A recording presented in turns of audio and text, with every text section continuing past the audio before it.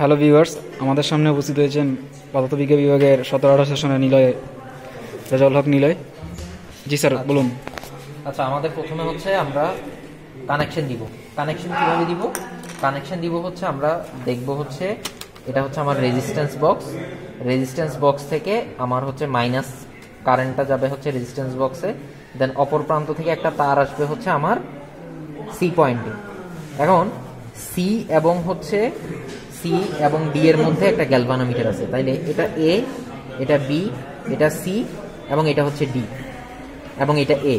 তাইলে সি এবং ডি এর মধ্যে যেহেতু গ্যালভানোমিটার আছে, তাই আমি আমার গ্যালভানোমিটারটাকে এইভাবে কানেক্ট করছি। এরপর আমার বি এবং ডি এর মধ্যে একটা হচ্ছে কি আছে, চাবি আছে।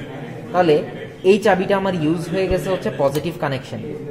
এই পজিটিভ কানেকশনটাতে আমার এই কিটা ইউজ হয়ে গেছে। তাহলে আমার বাকি থাকতেছে আরেকটা কি, এই কিটা আমরা ইউজ করব হচ্ছে বি এবং ডি এর কানেকশনের মধ্যে।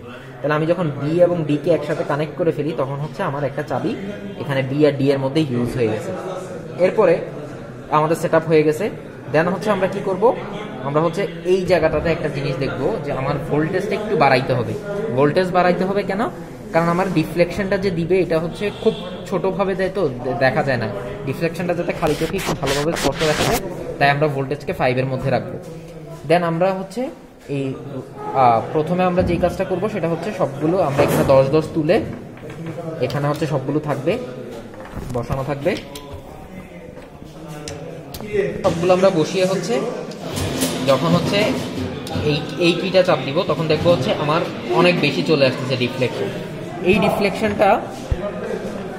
ডিফ্লেকশনটা কমানোর জন্য আমি কি করব, এই ডিফ্লেকশনটা কমানোর জন্য